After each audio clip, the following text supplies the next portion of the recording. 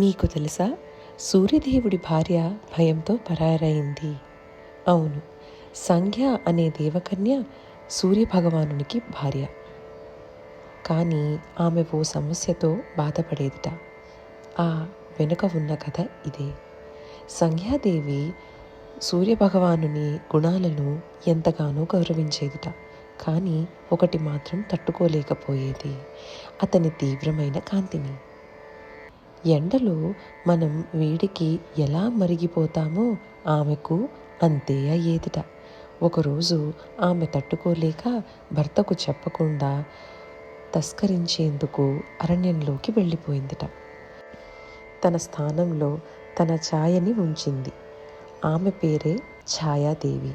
సూర్యుడు మొదట్లో గుర్తించలేదు, కానీ కొంతకాలానికి ఛాయాదేవి పిల్లలకు వివక్ష చూపడం మొదలుపెట్టింది. అప్పుడు సూర్యుడు ఆశ్చర్యపోయాడు. ఆయన తన తపస్సు ద్వారా అసలు నిజాన్ని తెలుసుకుని తన తేజస్సును తగ్గించుకోవాలని నిర్ణయించుకున్నాడు. విష్ణుమూర్తిని ప్రార్థించి తన కాంతిని కొంత తగ్గించుకున్నాడు.